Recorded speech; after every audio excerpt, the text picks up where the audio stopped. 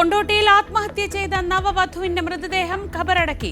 ഷഹാന മുംതാസ് ജീവനൊടുക്കിയത് നിറത്തിന്റെ പേരിൽ ഭർത്താവും കുടുംബവും അപമാനിച്ചതിനാലെന്ന് കുടുംബം. പോലീസ് കുടുംബാംഗങ്ങളുടെ മൊഴിയെടുക്കും.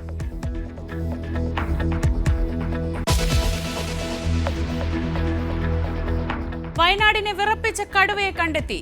കടുവ നിലയുറപ്പിച്ചത് ആടിക്കൊല്ലി വെള്ളക്കെട്ട് ഭാഗത്ത്. മയക്കുവെടി വെക്കാൻ RRT സംഘം. ഒരാഴ്ചക്കിടെ കടുവയുടെ ആക്രമണത്തിൽ ചത്തത് 5 ആടുകൾ.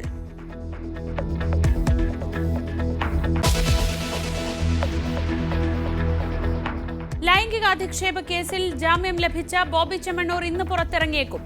തടവുകാർക്ക് ഐക്യദാർഢ്യം പ്രഖ്യാപിച്ച് ജയിലിൽ ബോബിയുടെ നാടകം. ജയിലിൽ തുടരുന്നത് മാധ്യമ ശ്രദ്ധയ്ക്ക് വേണ്ടിയെന്ന് വിമർശനം.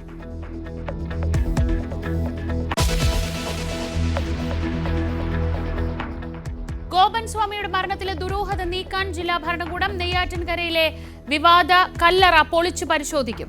മൃതദേഹം പുറത്തെടുത്ത് പോസ്റ്റ്മോർട്ടം നടത്തും. കോടതിയെ സമീപിക്കുന്നത് ഗോപൻ സ്വാമിയുടെ കുടുംബം മനഃപൂർവ്വം വൈകിപ്പിക്കുന്നുവെന്ന് വിലയിരുത്തൽ.